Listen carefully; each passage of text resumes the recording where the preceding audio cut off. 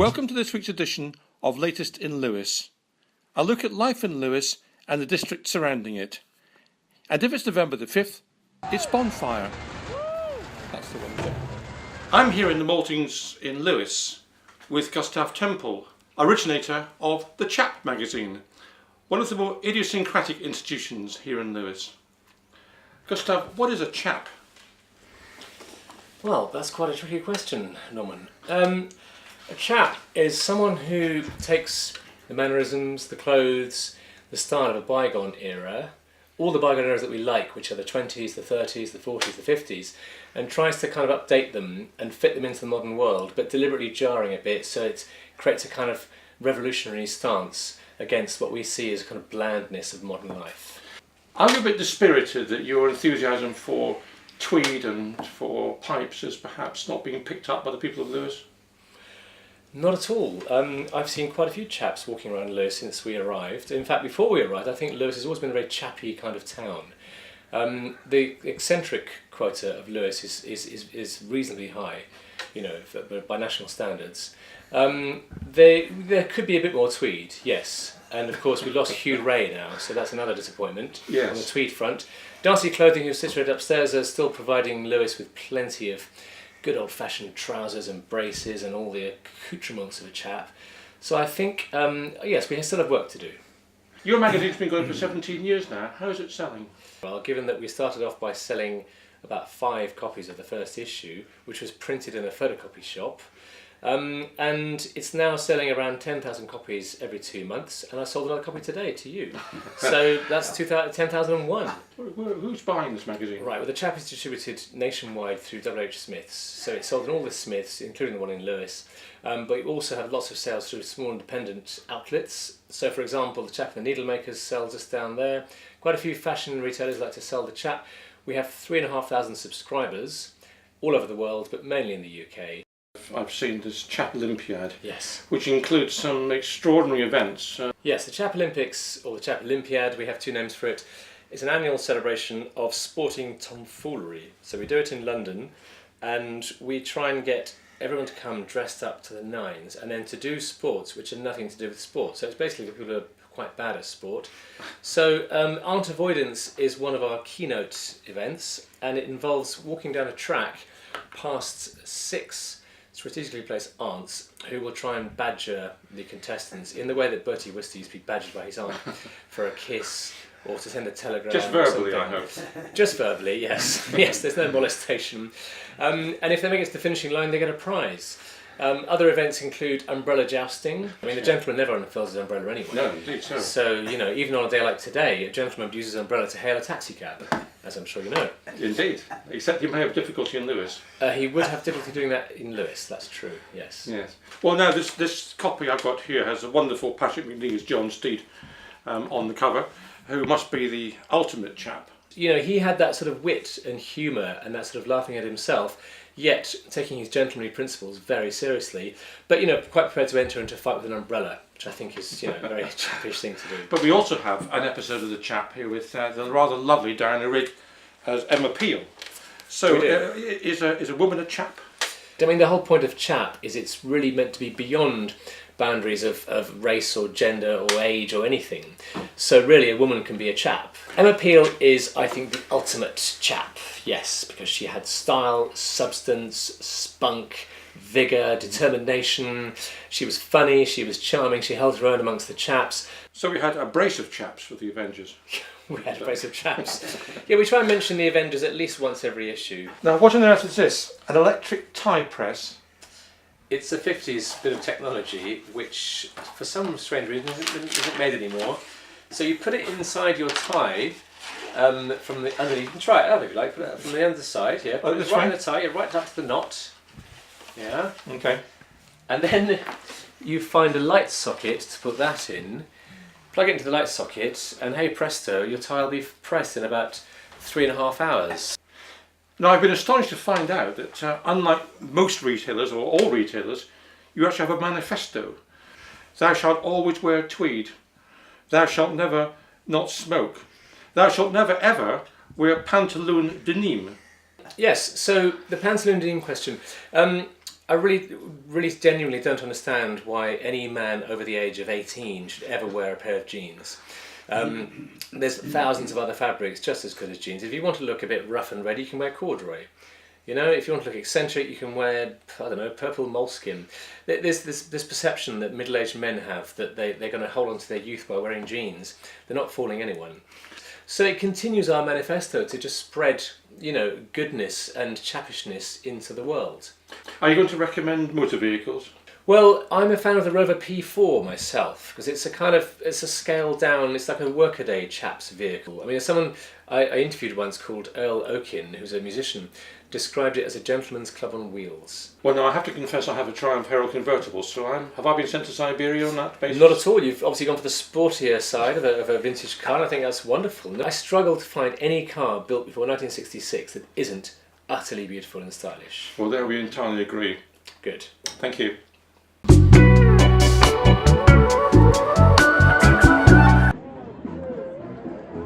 Fire, and it wasn't Guy Fawkes.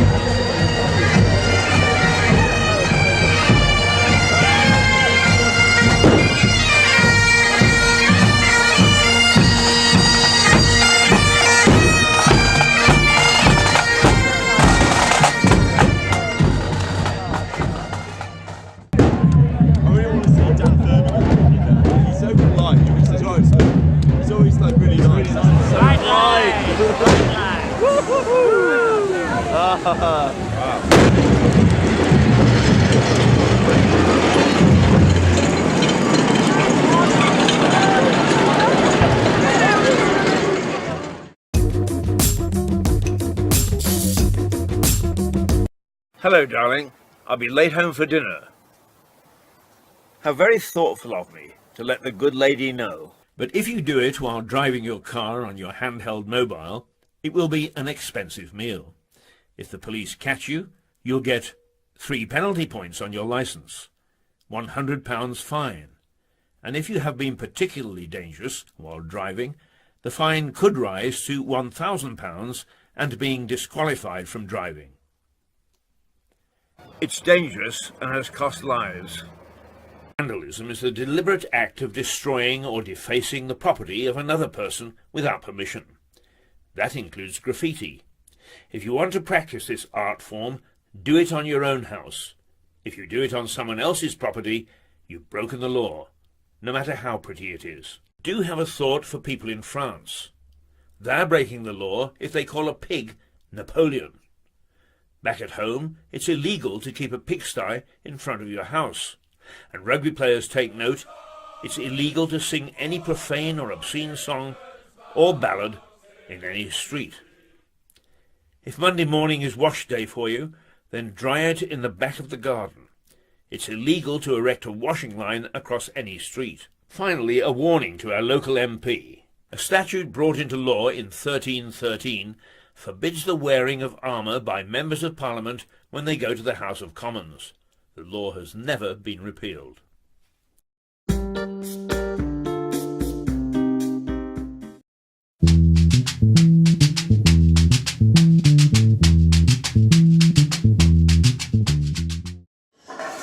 Here at the Hearth in Lewes, there's delicious pizzas to eat. But what makes this restaurant so special is its community involvement. The Hearth is situated in the old bus station in the heart of Lewes.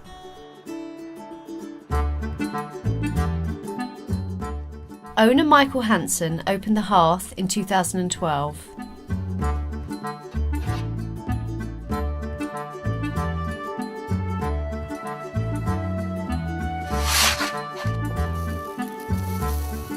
The Hearth is a combination of pizza restaurant and the bakehouse takeaway shop. I moved to Lewes about 5 years ago when I was running a mobile pizzeria, and I did a few events around here, and then I stayed on after the summer, and then this place here became available. It was a Greasy Spoon cafe, and it was empty, and I just approached the landlord and said, could I take it on? The pizzeria has a stripped-back retro feel. A jukebox filled with old classics provides a warm soundtrack as you eat your meal. Michael and the team use the finest ingredients, many of which are locally sourced. Well, I've still got people who have been here from day one, downstairs in the bakehouse, but I couldn't have done it without, a lot of help from the guy who's growing the wheat for me down the road. I've got a friend who supplies me with the ancient grains which we grow. So really, it is a real team effort. But the restaurant has attracted much recognition and attention for other reasons than its good food. We've got Sussex Food Awards. We were nominated in the finalists for that. Sunday Times came down. Radio 4 food programme film were here. And then the last one was we got to the final of the Delicious Food magazine awards. The pizzas are handcrafted. The wheat is grown just outside of Lewes. The Hearth sells sourdough, pastries and coffee in the bakehouse takeaway section downstairs. The restaurant is involved with many local community initiatives. Last year, the Subud, which is a local community project, asked us if they could use the restaurant on a Friday to run a soup kitchen. So for a whole year, they would make the soup, we would donate the bread, and the local people would come in, and it was donation only. And we did that for a whole year, and all the donations from that, which was over £10,000, went to the Children's Centre in Calais. But we've also had quite a few fundraisers for Syria as well here. But there's always only one thing on the mind of our executive producer Keith Hayes: food. And his timing, as usual, is impeccable. Your pizza, sir. How do you like your pizza, Keith?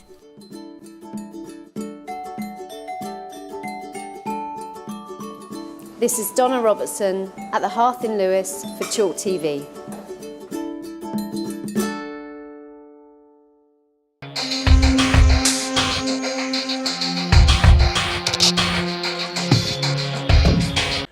Now, if you've seen a painting of Newhaven at any time in the last 20 years, there's a good chance it's been painted by Dorothy Valenti. Dorothy, why did you get so interested in painting local scenes of Newhaven and Seaford? Well, because when my children were little, I joined the local art club, and we used to go out sketching around Newhaven, and I always enjoyed the views and the fact that you could paint and sketch all through the year. Some of the scenes that you've painted over the years have been to do with the railway, and we've got a nice one here of the level crossing at Newhaven Town Station, and here's one of the platform at Newhaven Town. What is it about painting railways that attracts you? Well, I love the signal box at Newhaven, and I get the feeling it won't be there forever because it's getting very old now and getting modernised. So I just think it's very picturesque. I think it's very attractive. And the building of the railway, the waiting room's very attractive too. And you've got one here of the golf club, and the actual painting itself is up at the golf club, I think. Yes, Is that at the right? moment. The new Seaford Head Golf Club. Yes, yes. So was that something just you did on spec, or was that a commission? No, I wanted to do it as it was a new building, and I thought it would be rather nice to try to do it. I did use a bit of artistic licence and foreshorten the landscape a bit because I wanted to just show where the cliff was.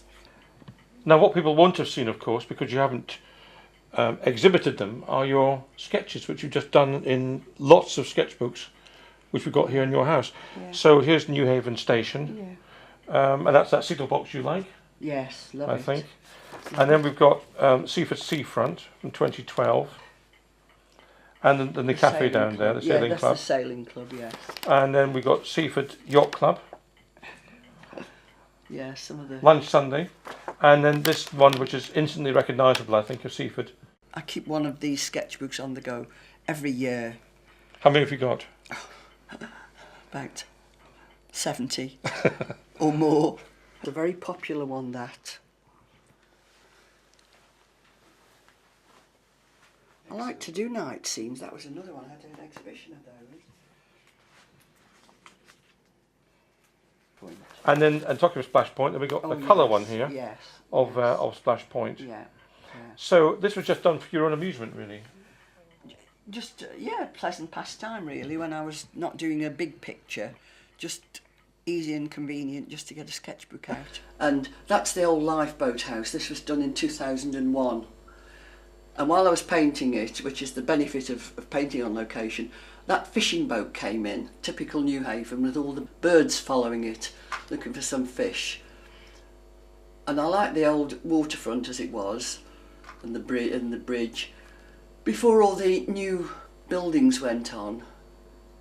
And this is your most recent painting, which is Piddinghoe. Yeah, I did that in August last year, 2015, down at Piddinghoe behind the church on the River Ouse. It wasn't a bright day, but it did brighten up a bit. But I was quite pleased with the effect of that. Where was this photograph of you taken, Dorothy? That's taken in Birmingham, at the Queen Elizabeth School of Nursing, General Hospital in Birmingham. And dare I ask what year that was? Well, when I started there, it was 1956. That was when I qualified as a state registered nurse. That's before I was born. There you go.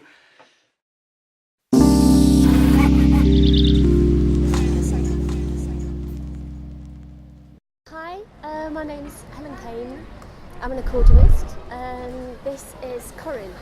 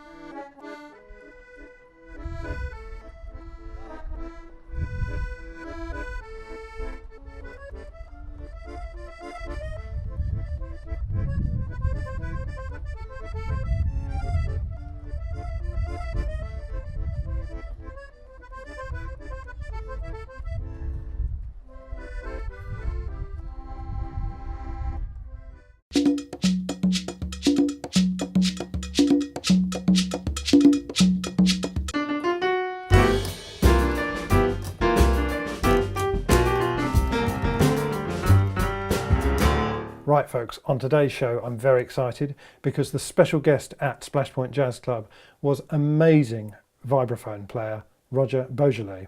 Yes, as in the wine, and as fresh as that.